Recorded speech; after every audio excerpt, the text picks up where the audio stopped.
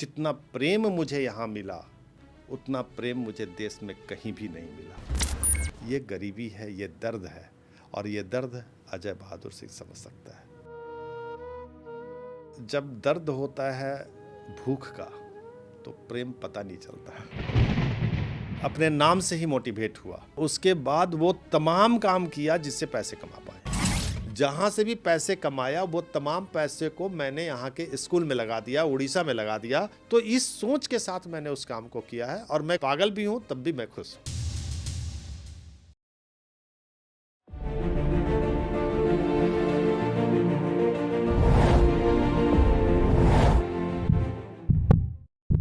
नमस्कार दर्शक बंधु, आपण मानकु बहुत बहुत धन्यवाद। पूर्वरु आमे प्रस्तुत करिथिबा एपिसोड गुडी को आपण माने बहुत संख्या रे देखिचंती, लाइक करिचंती एवं कमेंट मध्य देइचंती, आमको उत्साहित करिचंती। प्रेशर ब्रिंग्स परफेक्शन, ये उक्ति को यथार्थ प्रतिपादन करिचंती जणे व्यक्तित्व। पड़ोसी राज्य झारखंड रु एक्सीडेंटली ओडिशा को आसी जाइथिले। जगन्नाथंक प्रेम, ओडियांक प्रेम ओडिशार प्रेम रे पड़ जाइथिले। पितामाता तांको पई स्वप्न देखिथिले से डाक्तर हेबे।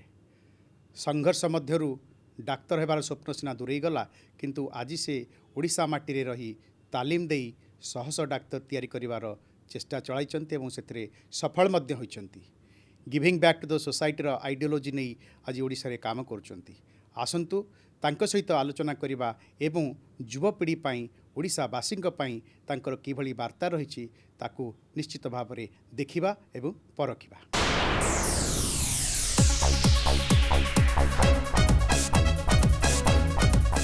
नमस्कार अजय जी, आपको मैं वॉइस एंड वाइब स्टूडियो को स्वागत करता हूं। बहुत बहुत धन्यवाद।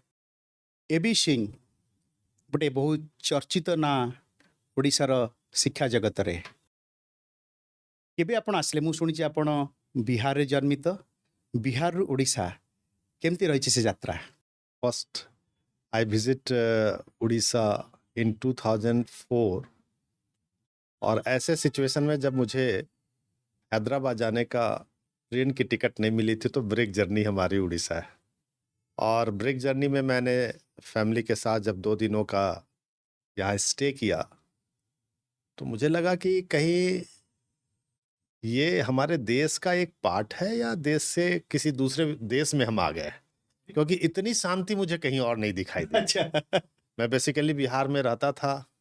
उस जमाने में लालू प्रसाद यादव का राज था, तो लालू प्रसाद यादव के नाम से ही लोग समझते हैं और बिहार के नाम से ही लोग डर जाते थे। तो जहाँ पर एक तरफ खून खराबा दिल्ली का एक मतलब शुरुआत ही खून खराबा से हुआ करता था, और यहाँ जो शांति और लोगों के अंदर का एक जो गुड बिहेवियर्स देखने को मिला, ये मुझे अजीबोगरीब अट्रैक्ट किया। तब मैं सोचा कि जगन्नाथ जी का बहुत नाम है। पहली बार मैं जगन्नाथ धाम गया, पुरी गया। मैं जब जगन्नाथ जी को देखा तो मुझे 10 साल पहले, 8 साल पहले का एक सीन याद आ गया। मैं रात में बच्चों को पढ़ा रहा था, और पढ़ाते पढ़ाते उसी के बीच में सो गया। तो अचानक एक भयावह हमारे पास दृश्य आया, और वो दृश्य मैं जगन्नाथ जी का जब देखा तो मुझे दिखा कि ऐसे काले जैसे भगवान होते हैं। अच्छा। और फिर पता नहीं कौन सी कृपा उनसे हुई कि जिसको देख करके मैं सपना में डरा था, अच्छा। उनसे मुझे कैसे इतना लगाव उसी समय हुआ कि मैं जब 2 दिन के बाद यहाँ की धरती छोड़ करके जा रहा था, तो मेरे आंखों से आंसू आ गए। और शरीर तो जा रहा था, बट कहीं ना कहीं दिल उड़ीसा के साथ, मन दिल यहीं पे छोड़ के भुवनेश्वर चले के गए। साथ, महाप्रभु जगन्नाथ के साथ रह गया।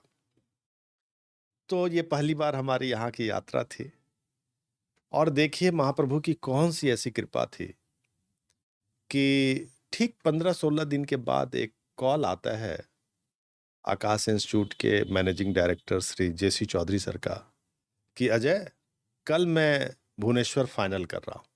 उस टाइम में मैं रांची का आकाश की फ्रेंचाइजी चलाया करता। वो फ्रेंचाइजी चला रहे थे रांची में। रांची में। तो मैंने कहा, सर भुवनेश्वर? तो उन्होंने कहा, हाँ, हाँ, क्यों? क्या बात है? तो मैंने कहा, नहीं, नहीं सर, कोई बात नहीं। लेकिन वो मेरी भावनाओं को समझ गया। बोले, बताओ क्या बात है? तब मैंने बोला, सर भुवनेश्वर मैं चाहता था। अब मेरे पास पैसे भी उतने नहीं थे। मैं चला आया और 5 दिसंबर 2 नवंबर को मैं यहाँ से लौटा था। 5 दिसंबर 2004 को मैं यहाँ पर रेंट में बिल्डिंग ले लिया।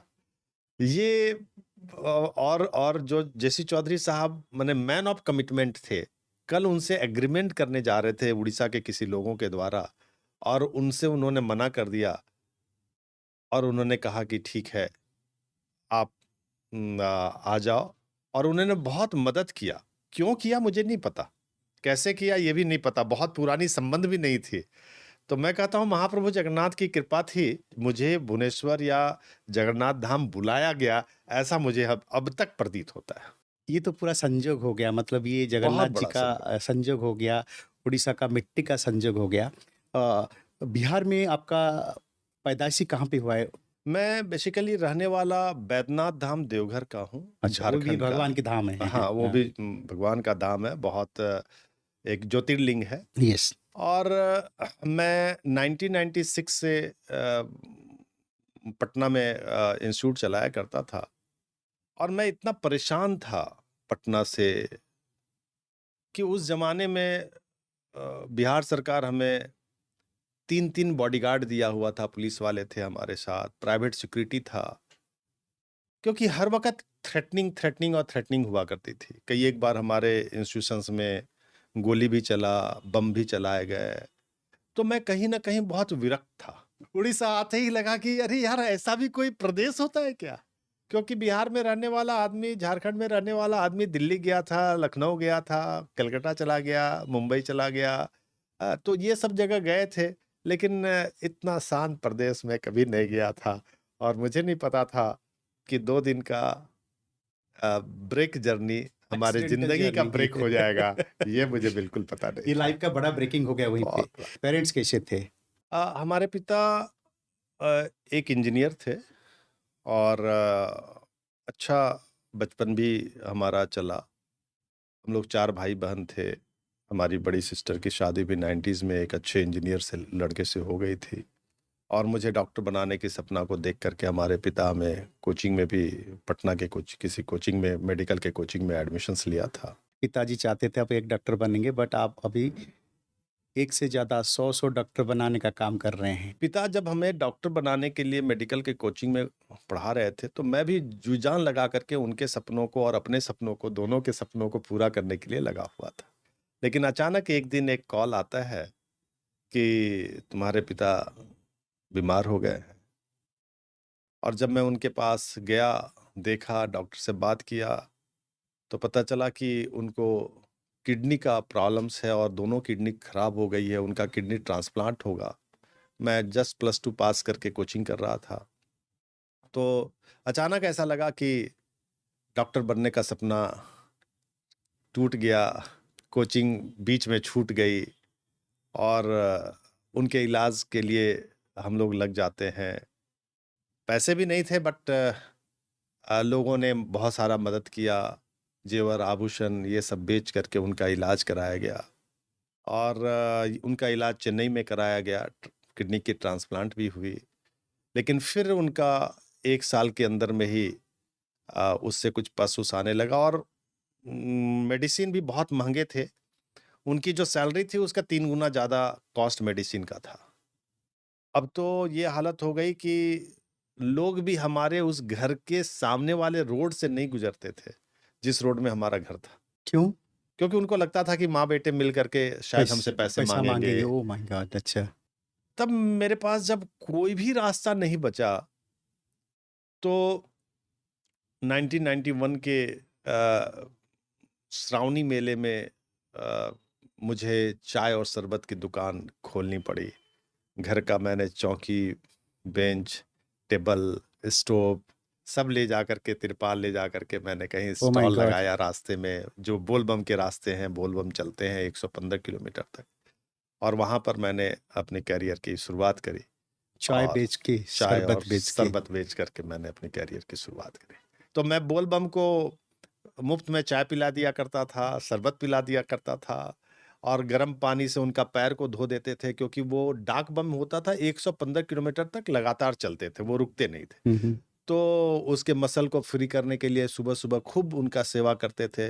मुझे नहीं पता था कि पानी गरम करने के पीछे किरासन तेल भी जलते हैं, चाय के पीछे माने चाय पत्ती और चीनी, दूध भी जो लगता लगती है। है, हाँ, हाँ। तो जब मेला खत्म हुआ, तो पैसे कमाने गए थे, दिखा कि ₹600 का नुकसान हो गया, मेरे अरे पास तो बाबा! पैसे ही नहीं थे।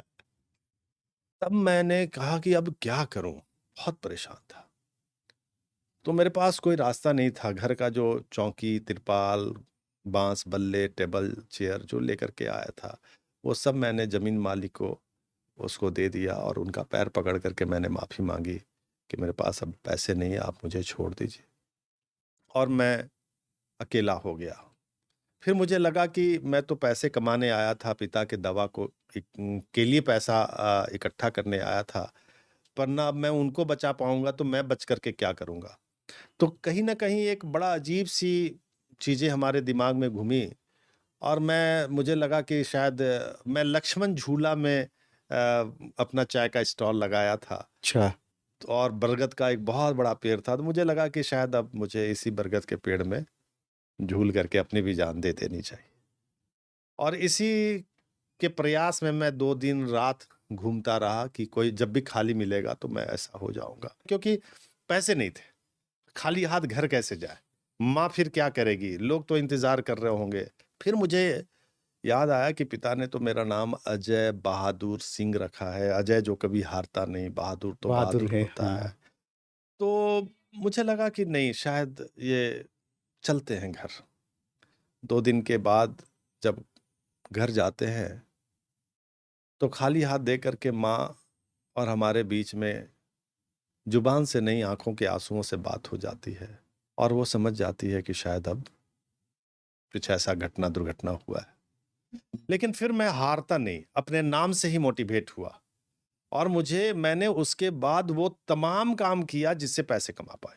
घर-घर जा कर के ट्यूशन पढ़ाया और फिर मैं शादी-ब्याह में कोल्ड ड्रिंक्स सप्लाई करने लगा। दशहरा पूजा के पंडाल में सॉफ्ट ड्रिंक्स बेचने लगा। घर-घर जा कर के सोडा मेकर मशीन था, वो बेचने लगा।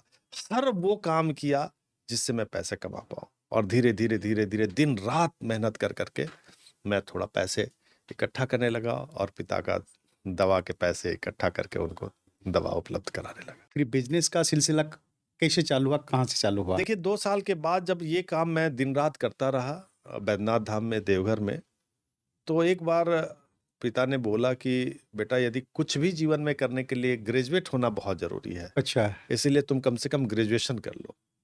तब मुझे लगा कि ठीक है, ग्रेजुएशन कर लेते हैं, कुछ सरकारी जॉब के लिए भी कोशिश कर लेते हैं। कॉलेज में एडमिशन्स लिया और पटना में जाकर के प्रिपरेशन करने लगा। लेकिन मैं हर श्रावणी मेले में ज़रूर आता था, क्योंकि भले ही पहला बार ₹600 का नुकसान चाय किया था, बेचने के लिए। किया था, लेकिन चाय, शरबत और कोल्ड ड्रिंक्स बेचने लगा मैं। मैंने देखा कि जब भी मैं गाड़ी के साथ जाता था, 5-7 लोग भी और होते थे और सुबह-सुबह मैं आइस तोड़-तोड़ करके कोल्ड ड्रिंक्स बेचने वाले को सप्लाई कर देते थे, वहाँ से कुछ पैसे कमा लेते थे। फिर कोल्ड ड्रिंक्स बेचते थे और हम लोग हर दिन कम से कम 1000, 1200, 1500 रुपया मैं कमा करके आता था, अच्छा, उस टाइम। उस ज़माने में। लेकिन देखिए, मैं लीडरशिप की क्वालिटी मुझे उस दिन से समझ में आई कि कभी-कभी मैं पूरा बीमार पड़ जाता था, उठ नहीं पाता था, तो मैं घर में रह जाता था, तो सेम गाड़ी, सेम लोग जाते थे, लेकिन उस दिन 500, 400, 600 रुपया ही कमा करके आते थे। अच्छा, तो मुझे लगा कि हार्ड वर्क और डेडिकेशन का कोई सब्स्टिट्यूट ही सब्स्टिट्यूट नहीं नहीं है। है। मेरे पास कोई ऑप्शन था ही नहीं, लेकिन वहाँ से ही मैं आज तक ये कोशिश किया, जिद्दी हूँ, काम के प्रति जिद है और मुझे लगा कि नहीं, जिद है तो जीत है। तो इसी सोच के साथ मैं काम करने लगा और जब मैं यहाँ के पैसे से कुछ घर भी चल जाते थे, हमारे पढ़ाई के लिए भी पैसे हो जाते थे और मैं वहाँ पर भी घर-घर जाकर के ट्यूशन पढ़ाता था। अच्छा। मतलब शुरुआत के दौर में एक और आपको मार्मिक बातें मैं बताना चाहता हूँ कि एक-एक ट्यूशन 6-7 किलोमीटर दूर होता था और मेरे पास या तो बस में, ट्रांसपोर्ट में ₹1 दे करके जाता था। भूख लगी होती थी। उस ज़माने में 1 रुपया में 2 समोसा मिलते थे। हुँ।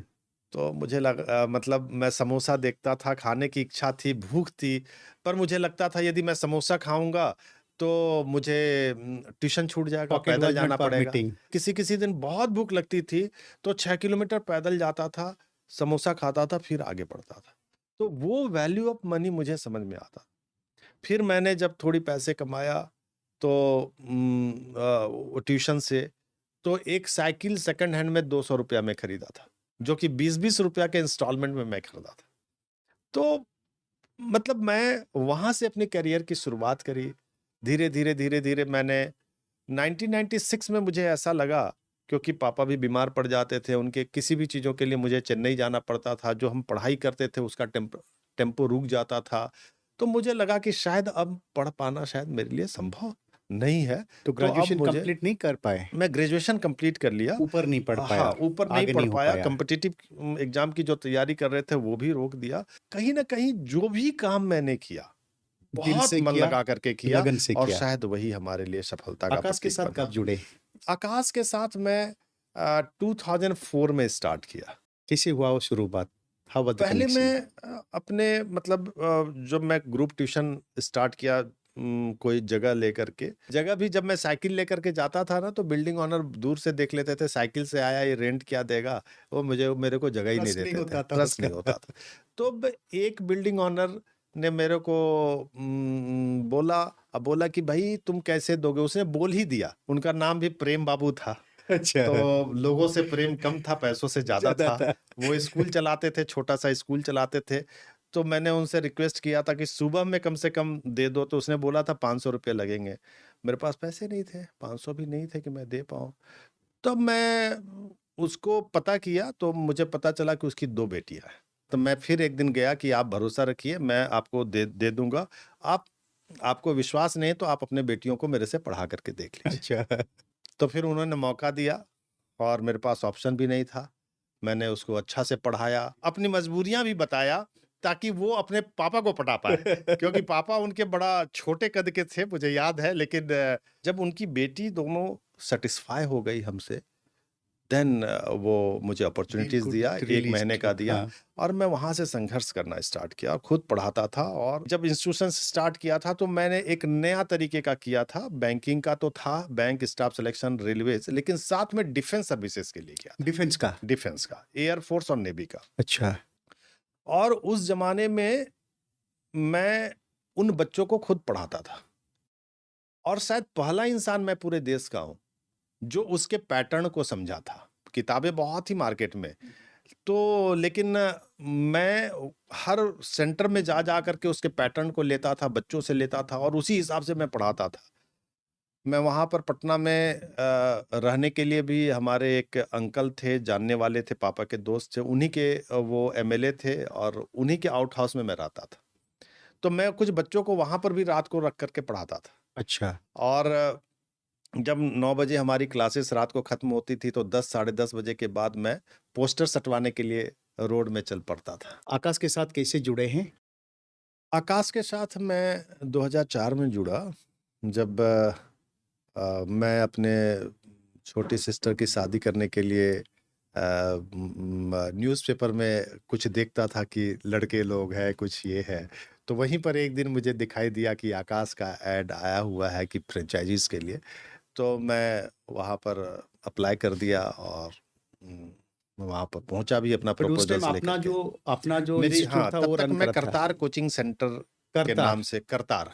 इसका नाम करतार क्यों रखे आपने? डॉक्टर करतार सिंह हमारे स्पिरिचुअल गुरु अच्छा, थे। ओके। तो उनका बहुत बड़ा कंट्रीब्यूशंस है हमारे पूरे जीवन के लिए, हमारे परिवार के लिए, हमारे पिता के ज़िंदगी के लिए।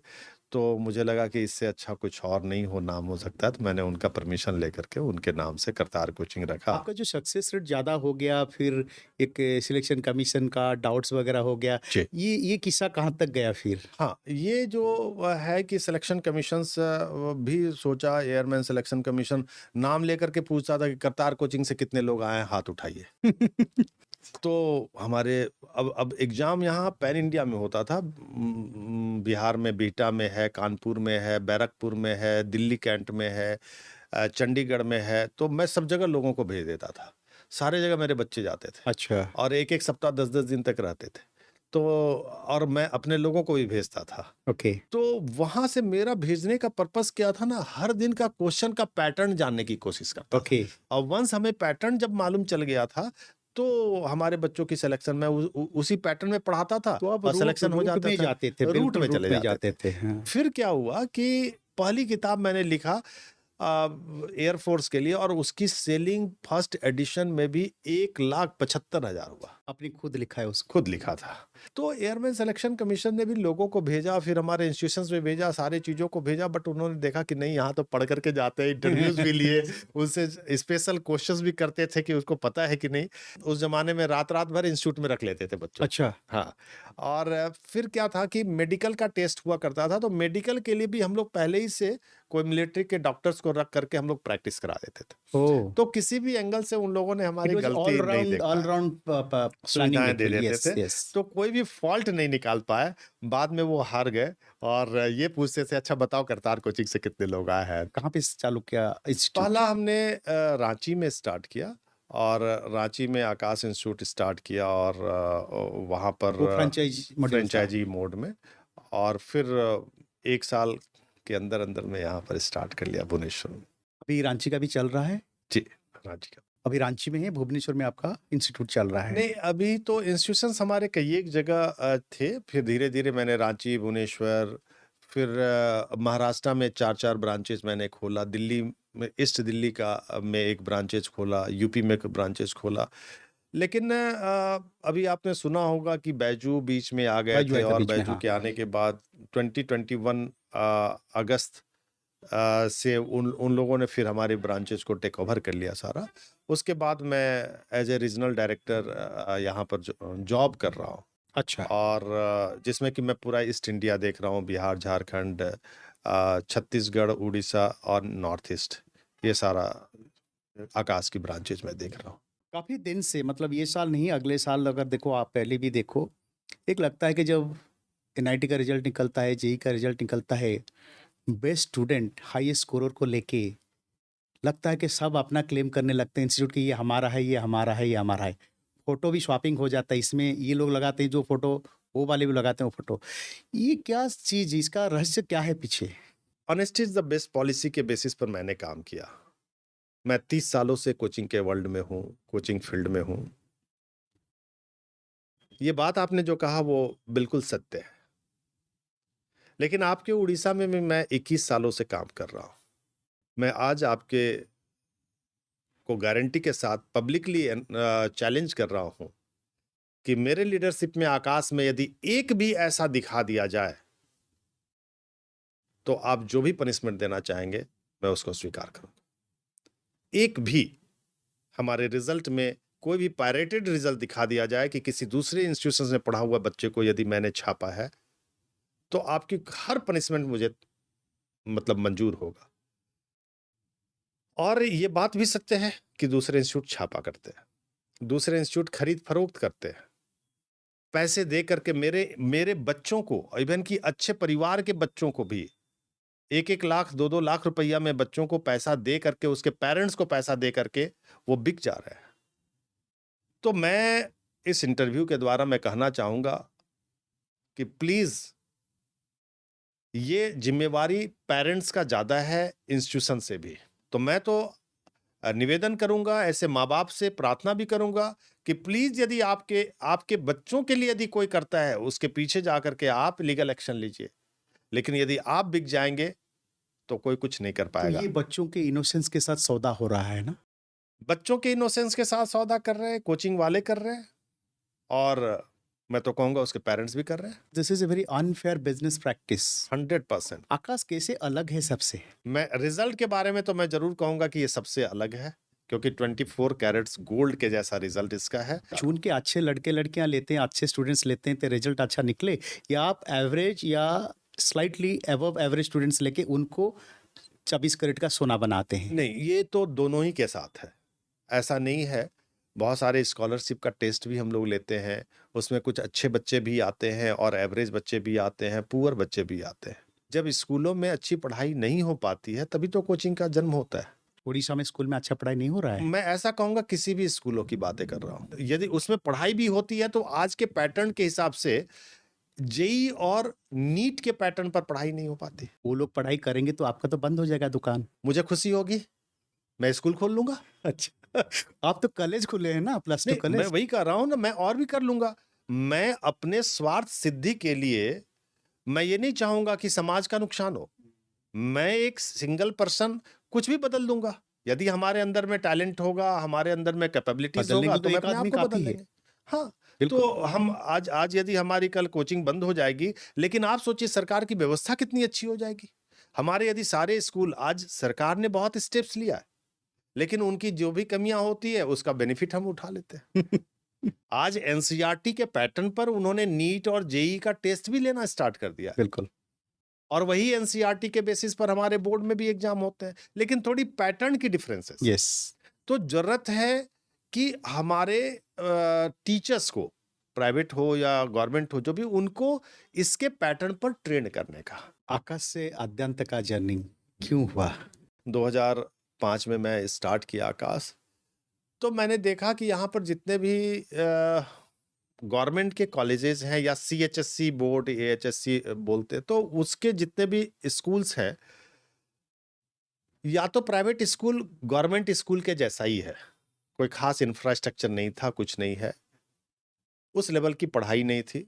तो मुझे लगा कि यहाँ के बिलो एवरेज बच्चे के लिए कुछ नेशनल और इंटरनेशनल फैसिलिटीज के साथ स्कूल दिया जाए। यही सोच है अद्यंत हायर सेकेंडरी स्कूल की शुरुआत का। पहला ऐसा स्कूल है जिसको कि मैं डे 1 से 2007 से ही कॉम्पिटिटिव के साथ डेवलप किया।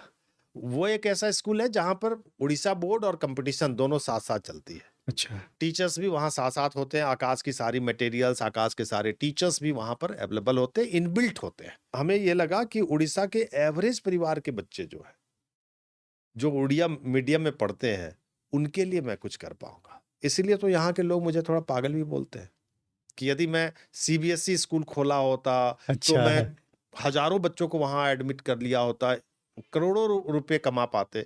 लेकिन मैं आपको बताना चाहता हूँ कि जहां से भी पैसे कमाया वो तमाम पैसे को मैंने यहाँ के स्कूल में लगा दिया, उड़ीसा में लगा दिया, और कि मैं उड़ीसा के बच्चों के लिए एक अच्छा स्कूल बनाऊं। तो इस सोच के साथ मैंने उस काम को किया है और मैं खुश हूं। मैं पागल भी हूं, तब भी मैं खुश हूं। जगन्नाथ के साथ प्रेम है, उड़ीसा के साथ प्रेम है। जो जगन्नाथ के साथ प्रेम करेगा उसको उड़ीसा के साथ तो प्रेम होगा ही होगा। लेकिन मैं फिर से एक चीज आपको रोकना भी चाहूंगा कि जगन्नाथ जगत के नाथ हैं, कोई उड़ीसा के नाथ नहीं है। अच्छा। तो जिसको जगन्नाथ से प्रेम होगा उसको पूरा जगत से भी प्रेम। मुझे बड़ी खुशी है कि उड़ीसा के लोगों ने जितनी प्यार मुझे दिया, जितना स्नेह दिया, जितना अपनापन का भावना दिया, शायद मुझे बिहार में, झारखंड में भी नहीं मिल पाया, जो मेरा जन्मभूमि था। ये तो मैं दिल के साथ कहता हूँ।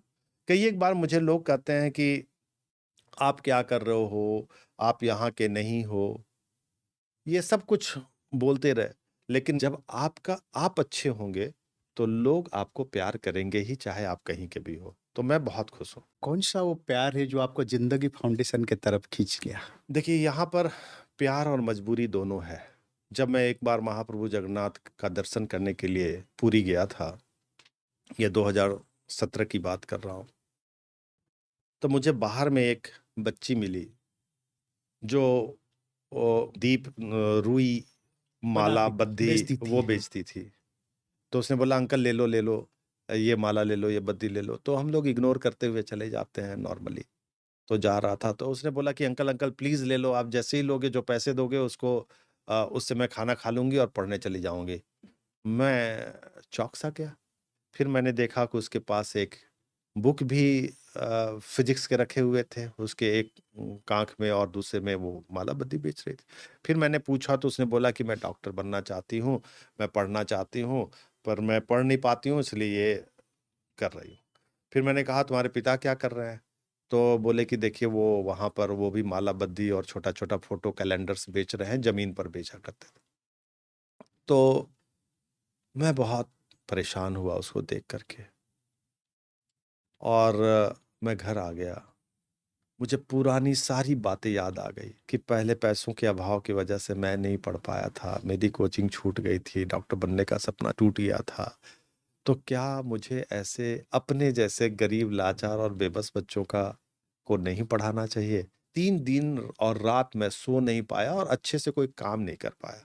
फिर मैंने ज़िंदगी का पूरा फ्लैशबैक हो गया हमारी, तब मैंने डिसाइड किया कि नहीं, मेरी ज़िंदगी ने मुझे बहुत कुछ सिखाया भी है और बहुत कुछ दिया भी है।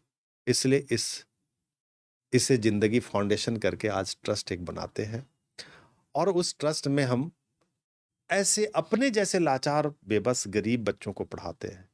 वही हमारी शुरुआत हुई ज़िंदगी फाउंडेशन वो का बच्ची को आपने लिया और मैं पढ़ाने उस के लिए? बच्ची को पढ़ाया और वो बच्ची हमारे पहली बैच की बच्ची भी थी और वो अब डॉक्टर बन भी गई। बन भी गई है? 2017 में उसने पहला बैच में थी और 2018 में पास आउट करी, उसको मेडिकल कॉलेज भी मिल गया। अब देखिए उस बच्ची का कितनी गरीबी, दर्द क्या है।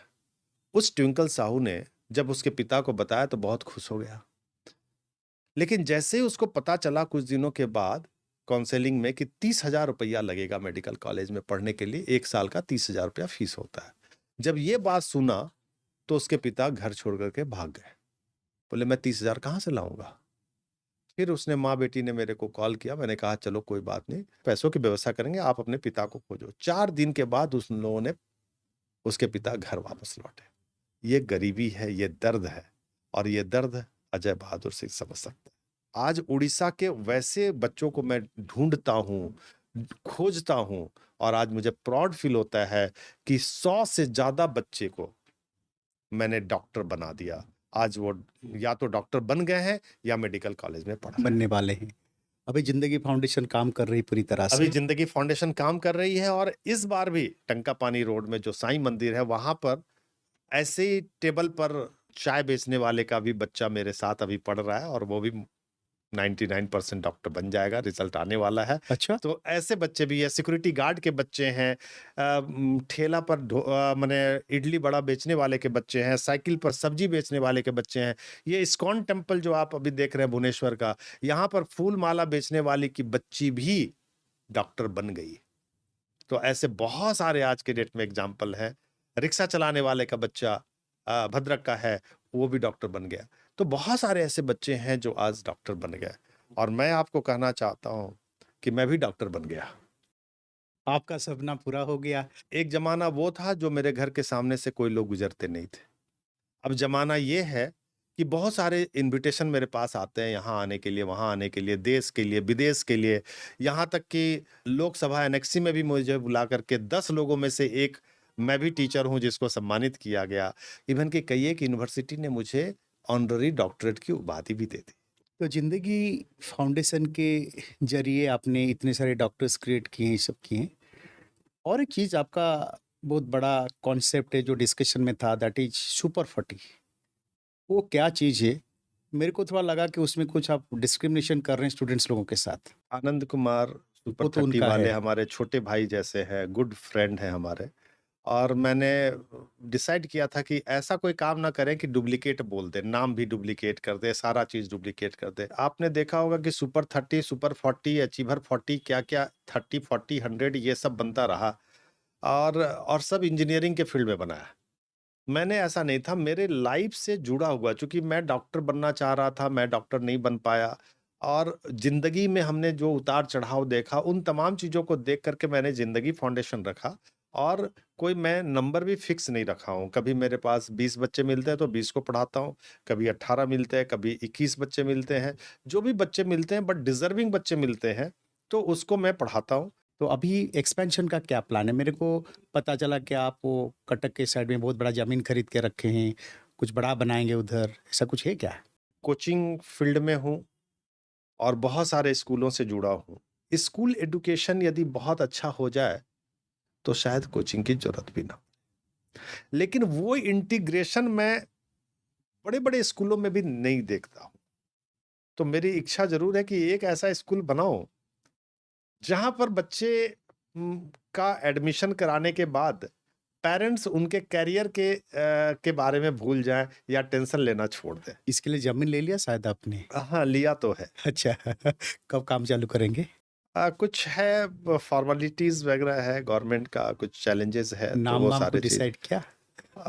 अ ठीक है अभी टू तो अर्ली टू अभी तो डिस्क्लोज? मतलब कुछ कर नहीं पाया हूँ, अभी स्टार्ट नहीं हो पाया है, जब स्टार्ट होगा तो ज़रूर बताएँगे। इसमें अजय जी का सपना रहेगा, नया शिक्षा नीति जो है न्यू एजुकेशन पॉलिसी, उसका भी ज़िक्र वहाँ पे होगा कि नहीं होगा? तो निश्चित रूप से न्यू एजुकेशन पॉलिसी के तहत ही सारी चीज़ें होंगी, पर ये मेरा विश्वास है और ये मेरा सपना है कि माने ये स्कूल सपनों का स्कूल हो, बच्चों के लिए, पेरेंट्स के लिए और मेरे लिए, सबके लिए। ओडिशा में शिक्षा का व्यवस्था, ओडिया कहीं भी अवस्था सही है, एवरेज है, बिलो एवरेज है, कैसे है?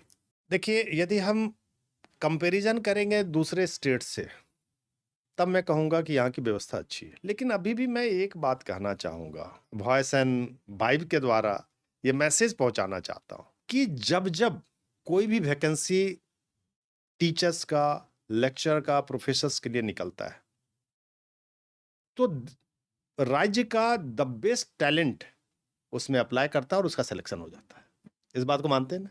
Best talent. जैसे ही वो जॉब ज्वाइन कर लेते हैं, उसके बाद पता नहीं कहाँ चला जाता है टैलेंट। और जिसका जॉब नहीं होता है, वो बी, सी, डी कैटेगरी के लोग होते हैं, मैं भी उसी कैटेगरी में हूँ, और भी सारे लोग बैठे हैं वैसे ही कैटेगरी के हैं। तो जब उनको जॉब नहीं लगता, तो वो मेहनत करना शुरू करते हैं और प्राइवेट सेक्टर में अपनी अपॉर्चुनिटीज़ को देखते हैं। सबसे ज़्यादा आश्चर्य उस वक़्त होता है कि ये जो ए कैटेगरी के लोग थे, जो सरकारी व्यवस्था में चले जाते हैं, बेस्ट टैलेंट के साथ, वो 15 सालों के बाद, 18 सालों के बाद अपने बच्चों को लेकर के आते हैं हम लोगों के पास और गोद में बिठा देते हैं। बोलते हैं कि अब इसकी ज़िम्मेवारी आपकी। अब बताइए कि जो एक ग्रेड के लोग, मोस्ट टैलेंटेड पीपल, उनको अपने ऊपर से भरोसा उठ जाता है और बी, सी, डी कैटेगरी मेरे जैसे लोगों के ऊपर भरोसा करते हैं, कहते हैं कि आप ही इसकी भविष्य का निर्धारित कर इसका सकते कारण ये है, सरकारी व्यवस्था में अकाउंटेबिलिटी का कोई चीज़ नहीं हुई हैं। शायद। निश्चित रूप से मैं यही कहना चाहूँगा कि सरकार में लोगों के टैलेंट, बेस्ट टैलेंट सरकार के साथ, लेकिन कहीं न कहीं अकाउंटेबिलिटी, रिस्पॉन्सिबिलिटीज़, इसकी कमी के वजह से ही इसका हम सब लोग जो व्यवस्था में चरमराहट दिख रहा है, उसकी वजह से। तो मैं सरकार से भी निवेदन करूँगा कि बेस्ट टैलेंट का प्रॉपर यूटिलाइज़ेशन। हमारा एक मॉरल रिस्पॉन्सिबिलिटी नहीं होता है क्या, हम भी अपना काम सही ढंग से करें, तो फिर सारी चीज़ें अच्छे चलेंगे। तो ये व्यवस्था का प्रॉब्लम है या जो प्रोफेशनल है, जो एजुकेशन टीचिंग में जो आए हैं, उनका भी गलती है? मैं तो कहूँगा कि प्रेशर में परफेक्शन है। हाँ, बिल्कुल है। जब किसी भी व्यक्ति के ऊपर, कोई चाहे उत्तरदायित्व मैं होना हूँ, चाहिए। यस, जब किसी भी व्यक्ति के ऊपर पे प्रेशर घट जाता है ना, उसका परफेक्शन भी घट जाता है। तो शायद इन लोगों के ऊपर वो प्रेशर नहीं है कि आपको 10th बोर्ड में इतना रिजल्ट देना पड़ेगा, इतना परसेंटेज देना होगा, नहीं तो ये पेनल्टी होगा, नहीं तो ये चीज़ किया जाएगा आपके ऊपर। तो ये प्रेशर ना होने के वजह से रह गया। जहाँ तक moral responsibility, yes, moral responsibilities है, लेकिन फिर भी लोगों की एक आदत होती है। हर दिन एक जैसा मशीन तो है नहीं कि बटन दबाया और एक ही स्पीड में चल पड़ेंगे। ये रहते-रहते ढीले हो जाते हैं और फिर अपने चारों तरफ के लोगों को देख कर के और ढीले हो जाते हैं। तो काम करने वाले लोग भी ढीले हो जाते हैं। कहानी आपकी बहुत मार्मिक रही, सोच बहुत धार्मिक रही। What is the best memory you have in Odisha till now in your last 2 decades of living here?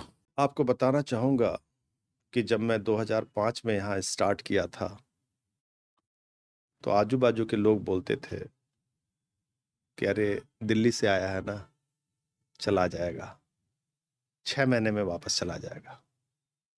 भाई साहब, 6 महीने हो गए, 6 साल हो गए, 16 साल हो गए, 60 साल भी हो जाएगा। 20 साल प्लस 21 साल हो गए। मैं बस यही कहना चाहता हूँ कि मैं बिल्कुल जाने वाला में से नहीं हूँ। यदि जाएँगा, तो यहाँ पर हमारी जो शरीर है, इसी मिट्टी में मिल कर के जाएगा। ये शरीर रहते हुए यहाँ से जाने वाला नहीं। दूसरी चीज़ें पता नहीं क्यों जितना प्रेम मुझे यहाँ मिला, उतना प्रेम मुझे देश में कहीं भी नहीं मिला। और तीसरी बात ये भी कहना चाहता हूं कि जितना डिसिप्लिन उड़ीसा के बच्चे हैं, इसका मतलब यहाँ उड़ीसा के लोग भी हैं, उतना डिसिप्लिन पीपल और स्टूडेंट्स मैं किसी भी राज्यों में, जहां तक मैं काम कर पाया हूं, वहां पर मुझे देखने को नहीं मिला। तो ये चीजें मुझे बहुत ही प्रभावित करता है। और यही प्रभाव है और महाप्रभु का कृपा है, जिसकी वजह से आज हम आप सब लोगों के बीच में रह करके भी आप सब लोगों का प्यार जब मिलता है तो जोश बढ़ता है तो कुछ और करने की जुनून हमारे अंदर में आ जाती जगन्नाथ है। जी का प्रेम मिला, उड़ीसा वासियों का प्रेम मिला है। अजय बहादुर जी ने जिंदगी में कभी प्रेम किया है? आ, जब दर्द होता है भूख का, तो प्रेम पता नहीं चलता है। तो जैसे ही आ, जवान हुआ या थोड़ा सा पैर आगे बढ़ाने का कोशिश किया, तो 18 साल के उम्र से दर्द झेलना शुरू कर दिया, तो प्रेम के लिए कोई वक्त नहीं मिला। इवन कि मैं तो कहूँगा कि काम से इतना ज़्यादा प्यार हो गया, इतना ज़्यादा प्यार हो गया कि जब मेरी शादी के लिए भी ऑफर आते थे तो मैंने फोटो नहीं देखा और बिना फोटो देखे मैंने शादी किया। भाभी जी का कैसे सपोर्ट रहे आपकी जिंदगी में? She is very nice lady. और आज यदि हमारी ज़िंदगी में मैं इतना कामयाबी तक पहुंच पा रहा हूं, तो उनकी बहुत बड़ी जिम्मेवारी उन्होंने भी लिया है हमारी, ताकि मैं घर का कोई टेंशन मुझे नहीं रहता और मैं अपने बस मेरा काम, मेरे बच्चे तक ही मैं सीमित रहता हूँ। मेरा बच्चा मतलब हमारे सारे स्टूडेंट्स। इतने बच्चे को तो बच्चों को प्यार करते हैं, अपने बच्चे क्या कर रहे हैं आपका? बस सही यदि देखा जाए तो मैं अपने बच्चों का ही कम ध्यान कर पाता हूँ, लेकिन महाप्रभु जगन्नाथ की कृपा से और आप सब लोगों के प्यार की वजह से हमारी बेटी जो है वो मेडिकल कर रही है, मेडिकल कॉलेज में पढ़ रही है, और बेटा नरसिंह मुंजी मुंबई से बीबीए किया है और अभी जस्ट जॉब किया है। खाना क्या खाते हैं आप? उड़िया खाना खाते हैं या फिर वही अपना बिहार मैं वाला खाना? मैं झारखंड से हूँ, लेकिन कोई भी झारखंड के लोग मेरे यहाँ नहीं है। जितने भी लोग हैं घर में, वो सारे के सारे लोग उड़िया के हैं। तो मुझे पखाल भात भी बहुत अच्छा लगता है और मैं वीकली वंस खाया भी करता हूँ, अच्छा। डालमा खाता रहता हूँ।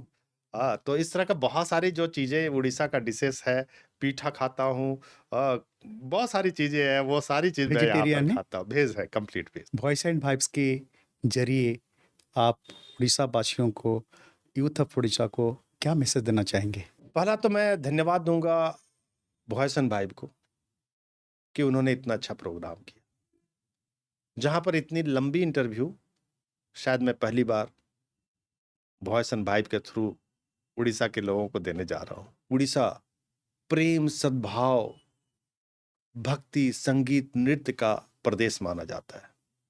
उड़ीसा शांति, मैत्री और एकता का पूरे विश्व का संदेशवाहक है। पर मैं यहाँ के छात्रों को बोलना चाहूंगा कि बच्चे, ये चीज तो हमें हमारे पेरेंट्स ने, हमारे फोरफादर ने, उड़ीसा की मिट्टी ने हमें दिया। हमारी जिम्मेवारी है कि ये संस्कारों के साथ साथ कुछ ऐसा काम करें हर लोग मिल करके, ताकि उड़ीसा को देख करके देश ही नहीं, अपने देश के दूसरे राज्य वाले लोग ही नहीं, बल्कि विश्व से भी लोग आए कि इतना बड़ा परिवर्तन कैसे हो गया। चाहे वो इंफ्रास्ट्रक्चर हो, चाहे वो एजुकेशन के फील्ड में हो, चाहे इंडस्ट्रीज के फील्ड में हो, या किसी भी फार्मिंग के फील्ड में हो, हर फील्ड में उड़ीसा इतना आगे बढ़ा है, हमारे यूथ बढ़ा है। क्योंकि यदि हमारा भविष्य है तो हमारा बच्चे ही हमारे भविष्य है। ये लोग इतना सक्सेस हो और उड़ीसा से, अपने मातृभूमि से इतना प्यार करे और देश और दुनिया से सारे चीजों को, टेक्नोलॉजीज को सीख करके, चाहे दुनिया में कहीं पर भी जाएं काम करने के लिए, बट लास्ट में उड़ीसा में आकर के इसके डेवलपमेंट के लिए काम मिट्टी से करें, प्यार करें। मिट्टी से प्यार करें, इसके डेवलपमेंट के लिए अपने आप को समर्पित करें। बहुत बहुत धन्यवाद अजय जी, आपने हमारे साथ यहाँ पे आके इतना अच्छा बातें बताए हैं। नमस्कार अजय जी।